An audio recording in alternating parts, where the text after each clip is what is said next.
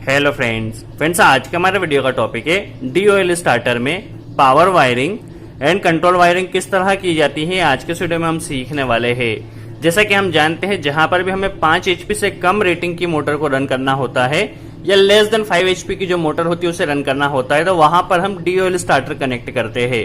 तो आज के वीडियो में हम यही सीखने वाले हैं, DOL स्टार्टर में पावर वायरिंग किस तरह की जाएगी एंड कंट्रोल वायरिंग किस तरह की जाएगी। तो चलिए वीडियो स्टार्ट करते हैं और स्टेप बाय स्टेप सीखने की कोशिश करते हैं। बेसिकली आज का जो वीडियो होने वाला है बिगिनर्स के लिए होने वाला है, जो न्यू अभी इलेक्ट्रिकल में वर्क सीख रहे हैं। चलिए सबसे पहले हम इसकी पावर वायरिंग कर लेते हैं। जैसे कि हमारे पास पावर MCB है, जो 3 HP की मोटर होती है उसके लिए हम RYB 3 फेज पहले यहाँ पे इनपुट कनेक्ट कर लेते हैं।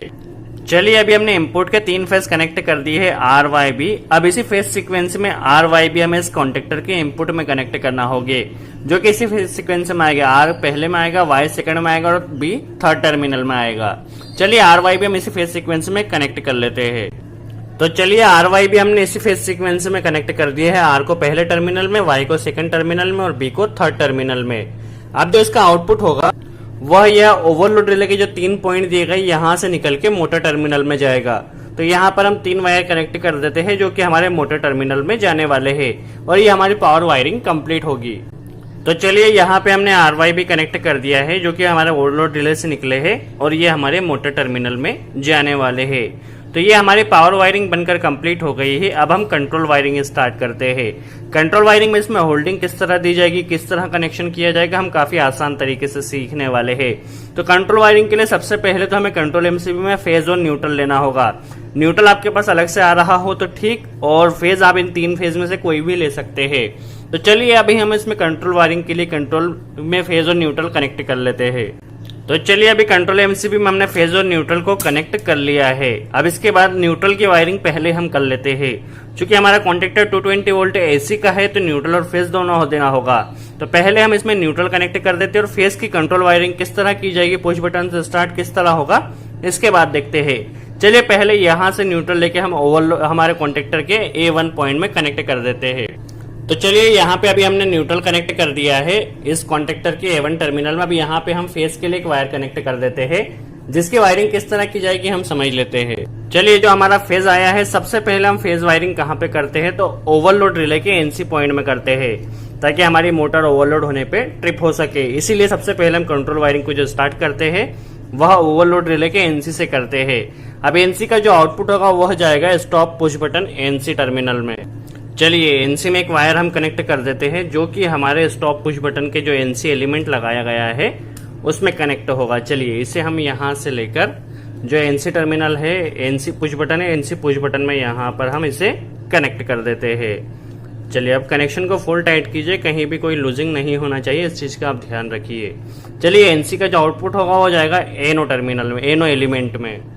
तो यहाँ पर हम एक वायर कनेक्ट कर देते हैं NC के आउटपुट में, जो कि जाएगा ANO एलिमेंट में। तो इसे हम यहाँ पर अभी कनेक्ट कर लेते हैं। चलिए ये जाएगा हमारे ANO एलिमेंट के इनपुट सप्लाई में, तो हम इसे यहाँ पर कनेक्ट कर देते हैं। कनेक्शन को आप अच्छे से फुल टाइट कीजिए, कहीं भी कोई लूजिंग नहीं रहना चाहिए, इस चीज़ का आप ध्यान रखिए। चलिए इसे हम यहाँ पे कनेक्ट कर देते हैं। अब जैसे ही हम इस ANO पुश बटन को प्रेस करेंगे, तो प्रेस करते ही हमारे कॉन्टेक्टर ने ऑपरेट होना चाहिए। तो यहाँ से हम एक वायर कनेक्ट कर इसे कॉन्टेक्टर के कॉइल में दे देंगे। तो इस कंडीशन में क्या होगा, जितनी देर के लिए हम पुश बटन प्रेस करेंगे उतनी देर के लिए हमारा स्टार्टर स्टार्ट होगा। इसमें होल्डिंग किस तरह दी जाएगी वह भी हम सीखने वाले हैं।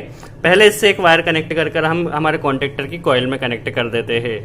तो चलिए यहाँ पर इसे कनेक्ट करते हैं हम, और इसे ले जाकर कॉन्टेक्टर की कॉइल में हम कनेक्ट कर देंगे। जैसे ही इस ANO पुश बटन को प्रेस करेंगे तो हमारा कॉन्टेक्टर ऑपरेट होगा। क्योंकि इसमें हमें होल्डिंग भी देना है, और होल्डिंग हम किस तरह देते हैं, तो इस कॉइल से एक वायर को यहाँ पे ANO में लूपिंग करते हैं। तो पहले हम यहाँ पे एक लूपिंग कर लेते हैं, फिर होल्डिंग किस तरह देंगे, किस तरह वर्क करेगा, सब कुछ सीखने वाले हैं। तो इसके साथ हम एक छोटा वायर लेके इसे हम पहले लूप कर लेते हैं। यहाँ कॉइल से एक वायर यहाँ पे ANO में आएगा, तो यहाँ पे हम लूपिंग कर लेते हैं पहले। तो चलिए इस दोनों वायर को हम पहले कॉइल में कनेक्ट कर देते हैं कॉन्टेक्टर की। अब क्या होगा, जैसे ही हम इस पुश बटन को प्रेस करेंगे तो हमारा कॉन्टेक्टर ऑपरेट होगा, बट कितनी देर के लिए ऑपरेट होगा, जितनी देर के लिए हम पुश बटन प्रेस करेंगे। यहाँ से होल्डिंग में हम एक वायर ANO में लूपिंग करते हैं, इसलिए यहाँ पे ANO में एक वायर हम पहले ही लूपिंग कर देते हैं। अब हमें इसे परमानेंट ऑपरेट करना है, तो इसमें होल्डिंग कनेक्ट करना होगी। तो होल्डिंग सप्लाई हम इस एनो के इनपुट से भी ले सकते हैं या एनसी के आउटपुट से भी ले सकते हैं, दो जगह से कहीं से भी ले सकते हैं। तो हम यहाँ एनो के इनपुट से होल्डिंग सप्लाई को एक कनेक्ट कर लेते हैं और इसे ले जाके यहाँ पे एनो में कनेक्ट कर देंगे। फिर किस तरह वर्क करेगा वह भी हम सीखने वाले हैं। पहले हम इसे कनेक्ट कर लेते हैं अच्छे से। चलिए इसे यहाँ पे कनेक्ट किया है और इसे ले जाके कॉन्टेक्टर का जो एनो टर्मिनल है यहाँ पे कनेक्ट कर देते हैं। अब किस तरह वर्क करेगा चलिए पहले समझ लेते हैं। देखिए क्या होगा, जैसे ही हम इस पुश बटन को प्रेस करेंगे तो हमारा कॉन्टेक्टर ऑपरेट होगा जितनी देर के लिए प्रेस करेंगे उतनी देर के लिए। यहाँ पे हमने एक लूपिंग कनेक्ट की है जो कि एनो में जा रही है और यहाँ पे होल्डिंग सप्लाई हमने डायरेक्ट दी है। जैसे ही हमारा कॉन्टेक्टर ऑपरेट होगा तो ये एनो एनसी बनेगा और यह सप्लाई होल्डिंग सप्लाई यहाँ पर आएगी और इस वायर के थ्रू हमारे कोयल में चली जाएगी और हमारा स्टार्टर परमानेंटली ऑपरेट हो जाएगा या होल्ड हो जाएगा। चलिए किस तरह वर्क कर रहा है एक बार इसे प्रैक्टिकली ऑपरेट कर भी हम देख लेते हैं। चलिए इसे एक बार ऑपरेट करके देख लेते हैं। जैसे ही हम पहले कंट्रोल एम से भी चालू कर लेते हैं, जैसे ही हम पुश बटन को प्रेस करेंगे तो हमारा स्टार्टर परमानेंट ऑपरेट हो जाएगा और उससे कनेक्टेड जो भी मोटर है वो रन करने लगेगी। इससे स्टॉप किया जा सकता है, इससे स्टार्ट किया जा सकता है।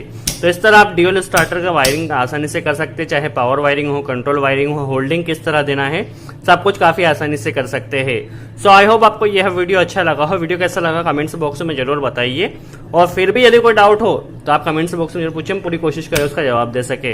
और आपने हमारे चैनल तो सब्सक्राइब नहीं किया तो सब्सक्राइब जरूर कर ले, क्योंकि हम इस चैनल पे आगे चल के और भी इंडस्ट्री से रिलेटेड या वीएफडी से रिलेटेड, स्टार्टर से रिलेटेड और भी वीडियो बनाने वाले हैं जिससे आपको नॉलेज मिलता रहे। सो आज के लिए इतना ही।